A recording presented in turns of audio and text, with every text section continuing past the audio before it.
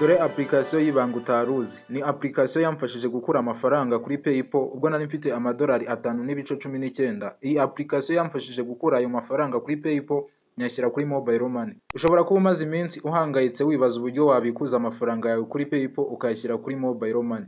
Ndakubwiza ukuri ko niba ugeze hano ukaba urimo urareba ino video, ibyo ntabwo bikiri ikibazo. Icyo usabwa ni ukureba ino video guhera itangiye kugeza irangiye, ntugire ikintu na gito wihutisha, maze nkwereke uburyo ushobora gufungura account muri ino application, hanyuma iyo account ikazagufasha gukura amafaranga kuri PayPal ukayashyira kuri Mobile Money.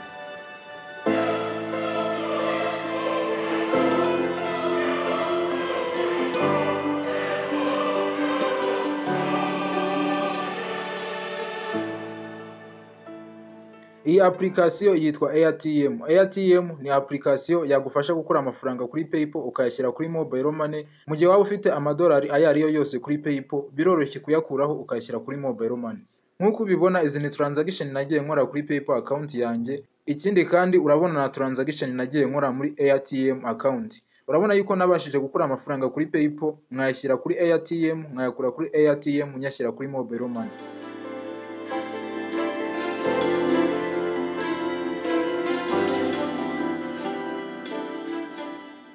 Muri iyi video ngiye kukwereka uburyo bworoshye kandi bwizewe wakurikiza ugafungura AirTM account. Si ibyo gusa kandi ndagusobanurira ibintu by'ingenzi ugomba kwirinda no kwitondera mu gihe uri gufungura AirTM account, kubera yuko nuramuka ufunguye AirTM account ukayifungura nabi, ntabwo uzabasha gukura amafaranga yawe kuri PayPal account. Buri kintu ndi buvuge muri iyi video araza kuba ari ingenzi. Nugiye kurereka tugendane step by step, nta kintu na kimwe ndi busimbuke, kandi aho ndi bugere nkasa nk'uhagarara ndi gusobanura. Wihangane ukurikire kandi utege amatwi kugira ngo ubashe gusobanukirwa, utazakora ikosa nk'iryo nakoze mbere.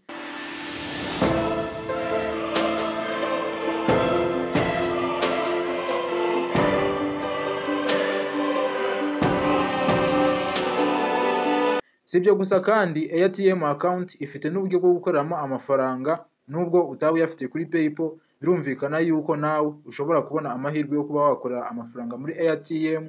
Niba rero ushaka no gukorera amafaranga online binyuze muri no application ya AirTM, ndagusaba nawe kuba waguma hano tukabana kugeza ino video irangiye. Niba aribwo bwa mbere ugeze hano, ndagusaba gukanda subscribe, ukande like, share, comment, utubwire ibyo twaza gukorera muri video y'ubutaha.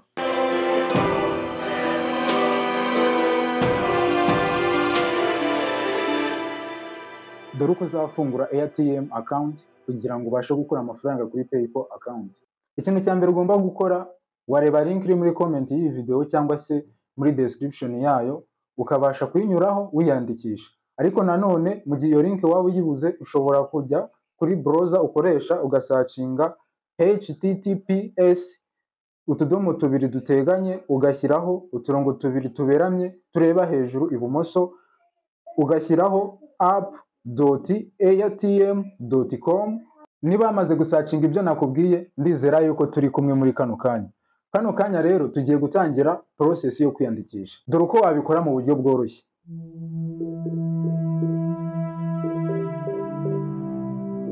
Hano ugomba guhitamo niba ugomba gufungura business account cyangwa ugafungura personal account.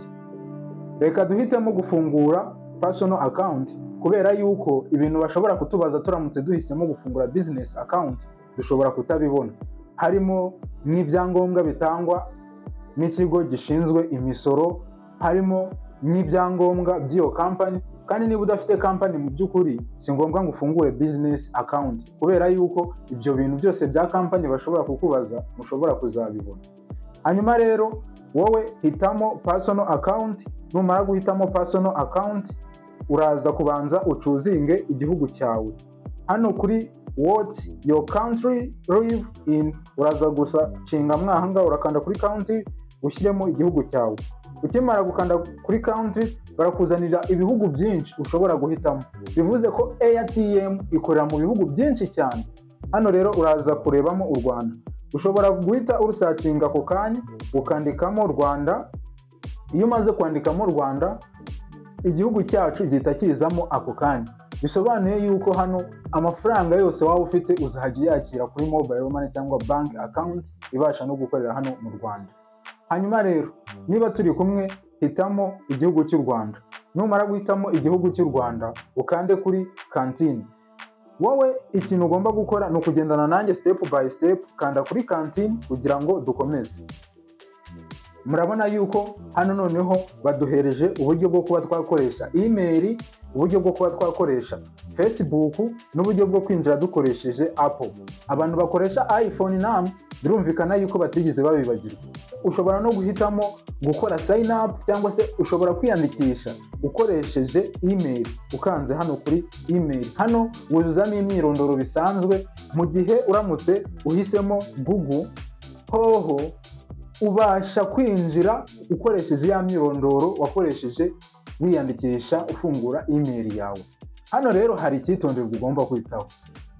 Impamvu ugomba kwitonda, hano ugomba kwitonda kubera yuko nuramuka ukoresheje Google ariko mu by'ukuri ugasanga imyirondoro yawe wafunguyeho email nihura n'iri kwirangamuntu, icyo gihe kubera yuko iyi account uri gufungura ari izajya yohereza ikanakira amafaranga, ikabitsa ikanabikura, icyo gihe bashobora kuzagufata nk'umuntu uri gukora ibintu bitubahirije amategeko n'amabwiriza by'iyi ATM. Niyo mpamvu tuzafata akanya ngo tuze dusobanure ibigendanye n'amategeko n'amabwiriza agenga iyi account ya ATM. Ikintu rero ugomba gukora, ugomba gusuzuma neza niba email yawe ugiye gukoresha ukora sign up with Google. Iyo email ugomba gusuzuma yuko amazina ariho, imyirondoro mbese byose ari ibyawe.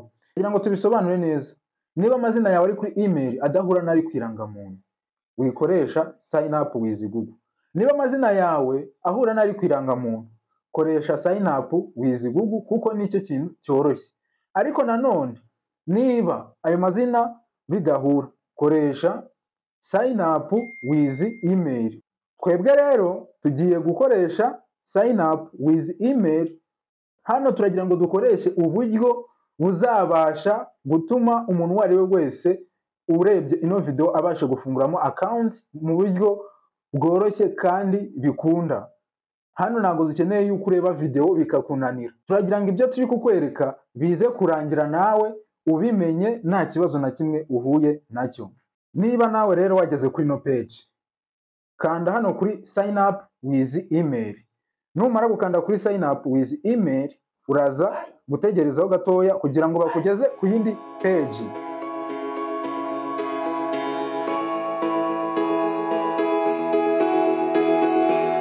Wow, murabona yuko tugeze ku yindi tab. Uko tugenda twegera imbere niko tugenda turushaho kugenda dufiringa yuko account tugiye kuyibona idufasha gukura amafaranga kuri PayPal. Sinzi impamvu gihangayitse ngo amafaranga yanjye amadolari 100, amadolari 200 cyangwa se amadolari 10 cyangwa amadolari 5 yaheze kuri PayPal account. Kandi mu by'ukuri ayo nta mafaranga menshi, byibura nubwo yaba ari amadolari 5. Hano ufitemo amafaranga arenga ibihumbi 6, 7 bigera mu 8 gutyo. Ubwo rero nicyo gihe amafaranga yawe uyashyire kuri Momo uyakoresha icyo ushaka. Hano rero niba wageze kuri no page, ikintu cya mbere ugiye gukora, ugiye gufata ya email nubwo yaba ifunguyeho amazina adahura n'ari kwirangamuntu. Wowe fata ya email yawe, iyo email ugiye kuza uyandike nk'aha ngaha. Ego, hanyuma iyo email numara kuyandikamo uraza guhita umanuka hano hasi kuri password. Password rero uraza gushyiramo password ushaka kuzajya ukoresha winjira muri no ATM account yawe. Iyi password igomba kuba ari strong kubera yuko account ugiye gufungura ni account izajya yakira amafaranga, ni account izajya kubikira amafaranga. Birumvikana yuko nuko ikosa ugafungura account ugakoresha password iri very easy kumenya, icyo gihe account yawe nta mutekano iri bube ifite. Icyo gihe birashoboka yuko amafaranga yawe bazahiba mu buryo bworoshye. Password iri strong rero aba ari iyi. Urugero, ushobora gukoresha nk'iyi ngiyi ubona kuri screen yawe, ushobora gukoresha nk'iyi ngiyi. Ikindi, password iri strong igira bino bintu ngiye gukubwira. The password iri strong ibi ni bifite. igomba kuba ifite inyuguti nkuru, ikagira ibimenyetso, ikagira imibare. Password iri strong kandi ntago igomba kuburamo ibiyiranga 8. Niba ari ndende byibura ibifite izo nyuguti, ibimenyetso n'imibare, ariko bihurije hamwe byose bikaba 8. Ngiye kujya mbahereza ibintu by'ubwenge. Ibintu by'ubwenge byabafasha gukora ibintu mukorera online mu buryo bworoshye kandi bugezweho bunizewe. Noneho hano turacyakomeje. Nagira ngo musobanurire hano rwose nyamuneka, niba ugiye gufungura ATM account, koresha email imwe wakoresheje ufungura PayPal account, kandi wibuke ukoreshe amazina yawe ya nyayo. Nukoresha atari ya nyayo, ntibazagufasha kwakira, kohereza, kubitsa, kubikura amafaranga yawe, bazaguhagarika. Kandi tekereza niba babasha kuguhagarika amafaranga yawe ariho kubera ko wakoze ibyo ukoze, urumva n'amafaranga yawe azaba ari ikibazo. Gusa kimwe cyo nakubwira, birashoboka yuko abandikira ukababwira ikibazo wahuye nacyo bakabasha kugufasha. Urumva ko haba harimo na risk. Aha ngaha kuri first name uzashyiramo izina ryawe nk'uko riri ku byangombwa. Nushyiramo izina ryawe ribanza, uzaryandike nk'uko riri ku byangombwa. Ni ukuvuga ngo niba izina ryawe ribanza ari Mushimiyimana, izina ryawe riheruka akaba ari Kariste, dore uko uzabikora. Mushimiyimana uzaryandika hano kuri first name, kandi niba ryanditse mu nyuguti nkuru uryandike mu nyuguti nkuru. Kariste niba ari izina riheruka uzaryandika aha ngaha kuri last name, kandi uryandike nk'uko riri. Niba riri mu nyuguti ntoya uzaryandika mu nyuguti ntoya. Icyo kintu ndizera ko gisobanutse. Kuri first name ushyiraho izina ryawe ribanza riri ku byangombwa, last name ugashyiraho izina ryawe riheruka riri ku byangombwa. Noneho hano kuri second and last name ni option, ni amahitamo. Ushobora kubishyiraho cyangwa se ntubishyireho. Ikintu rero ugomba kwandika mwaha ngaha kiramutse gihari, uramutse ufite amazina 3, izina rya gatatu waryandika mwaha ngaha. Ndizera yuko bisobanutse. Iyo umaze kwandikamo ayo mazina yawe neza, uhita uza ugakanda aha ngaha kuri click to verify. Ukanda kuri click to verify kugira ngo baverifyinge ko utari robot. Iyo umaze gukandaho bakuzanira captcha imeze gutyo. Iyi captcha ntago ibigoye rwose, ntago ibigoye. Wowe ukanda kuri kano kantu ukagakuru ukazana hano hirya, barakubwira ngo slide to complete puzzle. Hano rero ukanda kuri kano kantu ukagasliding ukazana hano hejuru. Noneho hano hejuru naho haba hari akandi kaza kakihuza na hano. Wowe ugiye guhuza ino shusho ya hano ukayihuza n'iyi ngiyi. Urabona ko hano hari umwanya udahuye, hano baduhereje icyo tugomba guhuza. Rero kano ugomba kugakura ukazana hano ukagahuza mwaha. Reka tubikore urebe uko bikorwa. Dore uku nguku niko bikorwa. Urakazana ugahita ugahuzamo. Iyo umaze kugahuzamo urabona yuko verification ihita iba success. Iyo umaze gukora verification ni nabwo baguhereza button iri clickable ushobora kuba wanyuraho ufungura account. Urabona yuko hano baduhereje button iri clickable, batubwira ngo create account. Ariko noneho reka tubanze twuzuzemo bya bindi byose hano hejuru kugira ngo tubashe kuba twajya ku yindi step.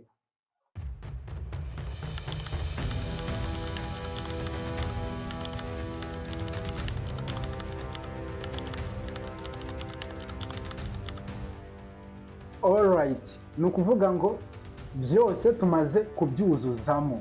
Okay? Ni ukuvuga ngo urabona email twashyizemo kandi password dushyiramo password iri strong. Hano kuri password urabona yuko ahangaha byose babiviviye. Urabona yuko password twashyizemo yemewe. Niba byose biri green, iyo password yawe nawe iri strong. Ariko noneho dore ikintu cyashobora kukubwira yuko password yawe itari strong. Hano mbaye nkubisibaho gato yenda bisenya. kugira ngo mbashe kubereka. Urabona ahangaha hano nta special characters zirimo. Noneho urabona yuko hano kuri special characters hari ikibazo. Ikindi urabona yuko barimo baratubwira ngo password must contain the following, igomba kuba irimo ibi bikurikira. Urabona yuko rwose password dufite irimo iraburamo ikintu cyitwa special characters. Wenda urugero turamutse dushyizemo guteranya, urabona yuko password yacu hano noneho barayemeye. Password barayemeye, ariko haracyari ikibazo hano hasi. Iyo urebye hano hasi barakubwira ngo password and password confirmation must match. Hano password hano hejuru ni hano hasi bigomba kuba bihuye. Bisobanuye yuko ino password yacu itagomba kwemerwa kuko zitarimo zirahura. Niyo mpamvu ibyo washyizemo hano hejuru kuri password uragaruka ukabishyiramo hano kugira ngo nyine bemeze neza ko iyo password uzabasha kuyibuka. Ibi nari mbibabwiye kugira ngo hatagira umuntu uhura n'ikibazo cya password. Alright, urabona yuko tukimara kubikosora bise bigenda neza, birabaye nta kibazo cya password kikirimo. Hano rero byose bamaze kubyuzuzamo n'amazina yawe, izina rya mbere n'iriheruka, uzahita nyine verifyinga ya kapica nkuko nabibabwiye. Hanyuma nurangiza ukande kuri create account. Iyo umaze gukanda kuri create account utegerezaho gatoya kugira ngo baguhereze indi step ikurikira. Hano ushobora guhitamo gusevinga password kugira ngo Google ijye ikwibutsa ibigendanye na password. Ahangaha tugiye kugenda na step by step, ariko mbere yuko tugenda na step by step ndagira ngo musabe ikintu kimwe. Subscribe yawe ni ingenzi rwose, ukande like, niba ushobora no kuyisangiza bagenzi bawe no video wayibasangiza nabo bakabasha kumenya ikintu cy'ubwenge nk'iki ngiki. Ni ukuvuga ngo rero ahangaha barimo barakubwira ngo kugira ngo utangire emeza email yawe, urakanda kuri link bakoherereje muri email. Iyo email rero ugiye guhita ugenda uyirebe. Reka tugende turebe iyo email.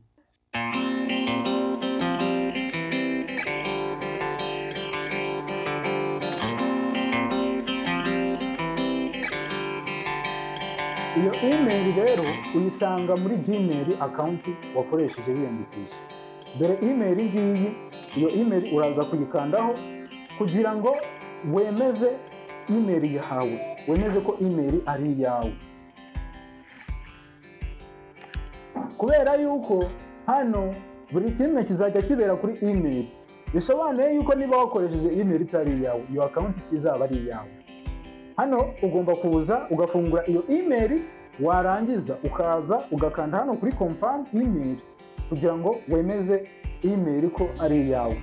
Iyo umaze gukanda kuri confirm email, hano bakugeza kuri page imeze gutya.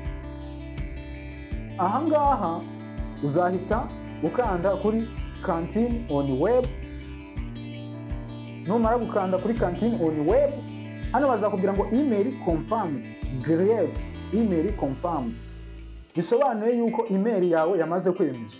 Email yawe nimara kwemezwa bazahita baguhereza tab imeze gutya. Hano bazahita bagusaba kuzuza profile. Profile ni umwirondoro wawe, harimo ibikuranga, kubyuzuza nyine koko barebe koko niba ibyo watanze wiyandikisha ari ibyanyabyo, by'umwihariko nk'amazina. Urabona ko ya mazina twatanze tuyandikishayo ahise yizana direct kubera yuko twayatanze. Hano rero hari ayandi makuru bagukeneyeho nk'umuntu ugiye gutangira gukorana nabo ngo bagufashe kubitsa, kubikura amafaranga mu buryo buri online, kwishyurwa no kwishyura amafaranga online, kuyakira no kuyohereza.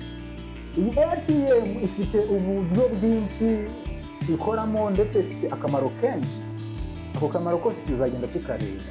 Nkuko nabikubwiye, second last name ni amahitamo, ushobora kubishyiramo cyangwa ubishyiremo. Mu gihe utabifite wabyihorera. Ahangaha rero uzamanuka hasi ho gatoya, bazahita baguhereza indi tab ugomba kuzuza. Iyi tab ndagira ngo ngufashe kuyuzuza neza nta kibazo na gito uhuye nacyo. Hano kuri address line 1 uzuzuzamo ahantu uherereye, ariko aho hantu uzuzuzamo akarere. Niba uherereye mu karere ka Ngororero uzuzuzamo Ngororero. Niba uherereye mu karere ka Bugesera uzuzuzamo Bugesera. Ubwo hano kuri line 1 uzashyiramo Bugesera. Numara kwandikamo Bugesera ugomba no kuzuzamo line 2. Line 2 azaba ari ahantu uba nyirizina umurenge. Niba uba mu murenge runaka akaba ari utuyemo uzahita uwishyira hano kuri line 2. Reka ibyo bintu uri kubyumva neza cyane.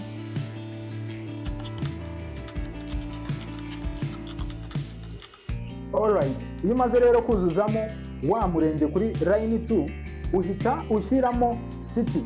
Hano kuri city ushyiramo umujyi w'igihugu, capital city. Uzashyiramo Kigali. Iyo umaze kuzuzamo umujyi cyangwa se city ariyo Kigali, hano ku gihugu cyawe usangamo Rwanda kuko n'ubundi ariyo wahisemo mbere yuko wuzuzamo ibindi byose babanza kubikubaza wibuke. Hano rero uyisangamo. Iyo umaze gusangamo country yawe, igihugu ari u Rwanda cyangwa se n'ikindi gihugu wujujemo mbere, hano ukoresha igihugu ufitiye ibyangombwa, igihugu mbese ubasha kubonera ibyangombwa nicyo ukoresha. Ntabwo uzakoresha Uburundi kubera ko uri mu Burundi kandi mu by'ukuri udafite ibyangombwa by'u Burundi. Uzakoresha u Rwanda kubera yuko ufite ibyangombwa byarwo, ukoresha Uburundi kubera yuko wabasha kubona ibyangombwa byo mu Burundi. Hanyuma rero hano kuri state uzashyiramo u Rwanda cyangwa se Rwanda. Uzashyiramo Rwanda. Iyo umaze gushyiramo Rwanda uramanuka kuri postal code. Postal code dukoresha 05. Uzayandikamo. Iyo umaze gushyiramo postal code uramanuka hano hasi kuri phone, uba ugiye gushyiramo nomero yawe ya telefone. Kuri phone ushyiramo nomero ya telefone. Uzabanza urebe country code. Country code urabona yuko hano harimo country code zigiye zitandukanye. Urabona twebwe country code twamaze guhitamo kano kanya, urabona yuko ari u Rwanda. U Rwanda niyo twahisemo kano kanya. Gusa country code ishobora kwizanamo bitewe n'uko wowe wujuje imyirondoro yawe. Niba wahisemo u Rwanda country code n'ubundi bazaguhereza country code y'u Rwanda, ariko niba wahisemo country code y'ikindi gihugu hazazamo country code y'ikindi gihugu. Birumvikana yuko niba wahisemo u Rwanda ukaba ufite nomero mu Burundi ntabwo bizakunda. Wowe uri kureba ino video, niba uri Umurundi koresha iby'iwanyu mu Burundi, nomero ya telefone ukoreshe mu Burundi, igihugu aho bakikubaza ushyiremo igihugu cy'u Burundi. Nuko nguko bigomba kugenda. Umuntu uri mu Burundi nawe ukeneye gufungura ino account, birumvikana yuko ahantu nagishyiragamo u Rwanda azashyiramo igihugu cyo mu Burundi. Aho nashyiragamo nomero mu Rwanda ashyiremo ya nomero yiwe. Aho bamusaba gushyiramo code y'igihugu ashyiremo code yo mu Burundi. Niba nawe uri mu bindi bihugu ubwo nawe niko uzabigenza. Ukoresha igihugu ufitiye imyirondoro. Niko bigomba kugenda. Ikintu uzakora uzahita ushyiramo nomero ya telefone kugira ngo ibintu byose bigombe kuba bigenda neza. Nyamuneka hano ndagira ngo tugendane step by step. Hano nomero ya telefone yawe ntabwo ugomba gutangiza 250. Ati kubera iki? Kode iri ku ruhande rwo hirya. Urabona yuko dushyizemo nomero ya telefone iriho 250. Baratubwira yuko nomero ya telefone igomba kuba igizwe n'imibare hagati y'imibare 9 n'imibare 10. Urumva yuko niba dushyizemo imibare irenga 9 n'10 ntabwo bizabasha gukunda. Ubwo rero tugomba gukoresha imibare 10. Ubwo tuzahera kuri 07 dukomeze n'indi mibare ikurikira. Iyo umaze gushyiramo nomero yawe ya telefone ubona imeze neza nta kibazo ifite kuko bizagufasha nyine kwakira no kohereza amafaranga. Icyo gihe uhita ukanda hano kuri birthday. Hano habanza ushyiramo itariki, hano hakurikira ugashyiramo ukwezi wavukiyemo ndetse ibiri ku ndangamuntu n'ibyo wandikaho. Niba ku ndangamuntu handitseho ko wavutse ku itariki 20 z'ukwezi kwa 2 mu 1900, ubwo ngubwo bivuze yuko uzabanza wandika itariki mwanga uko ari 20, hanyuma hano hakurikiyeho wandikemo ukwezi kwa kabiri, hano haheruka wandikemo wa mwaka w'1900. hanyuma rero dore uko ugomba kubikora. Ugomba gukanda kuri buri kazu ukagenda wuzuzamo ibyo bagusaba cyangwa se ibyo ugomba kuzuzamo. Hano wamaze kubyuzuzamo byose, wabonye ko nta kibazo kibirimo. Ikintu rero ugiye gukora, ugiye guhita ukanda hano kuri complete registration kugira ngo ugere no ku zindi step. Iyo umaze gukanda kuri complete registration utegerezaho gatoya, ibindi nabyo bikagenda biza.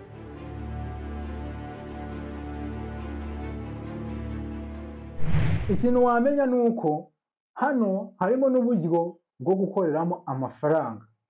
Ese wari ubizi? Iyi ATM account wayikoresha ukoreramo amafaranga, ariko biragoye.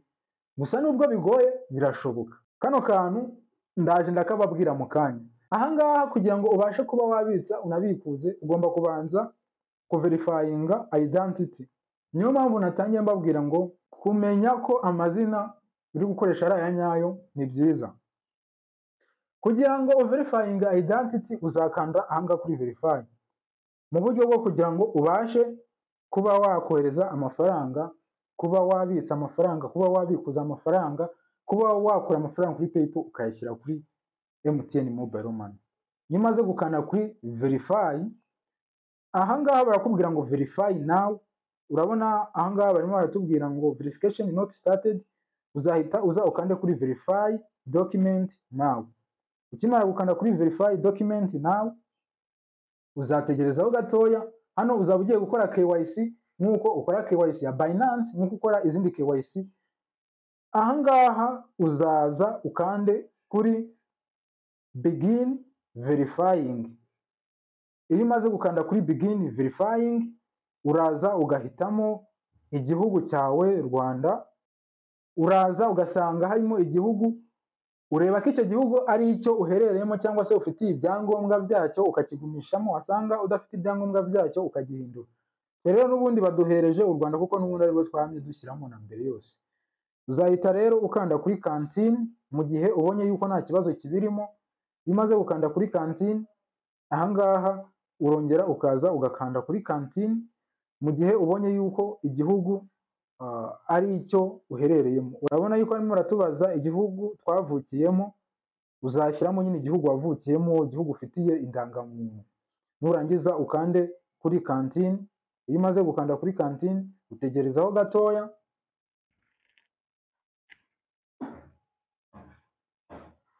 Iyo ugeze hano bagusaba guhitamo uburyo bumwe ushobora gukoresha uverifyinga account yawe. Hari ugukoresha passport, hari ugukoresha identity card cyangwa se indangamuntu, hari ugukoresha driving license, uruhushya rwo gutwara ikinyabiziga permit. Hanyuma rero uzahitamo identity card niba uyifite. Twe rero niyo duhisemo. Hanyuma ahangaha uzaza ukande ahangaha kuri kano kantu ko gufotora, ufotore irangamuntu yawe. Hano uzemerera urubuga kuba rwafata amafoto cyangwa se rwakoresha kamera. Uzakanda kuri allow while visiting the site. Ahangaha bazakuzanira kamera, hanyuma uverifyinge ID yawe cyangwa se indangamuntu yawe.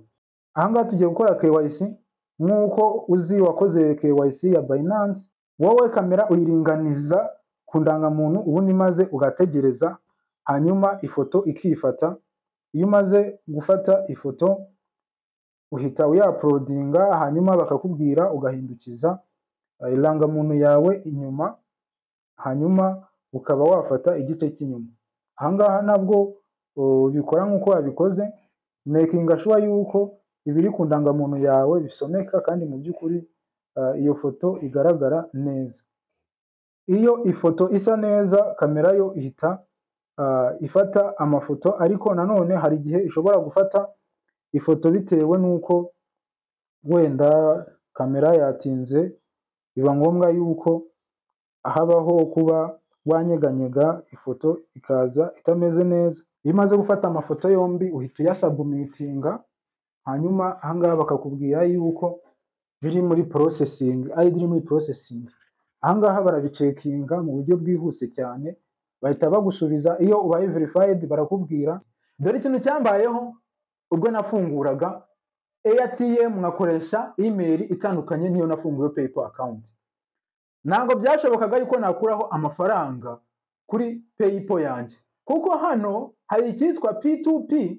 Iyo ugiye requestinga amafaranga kuri PayPal ugomba gukoresha ya email yawe n'ubundi wakoresheje muri ATM, akaba ari nayo iri muri PayPal.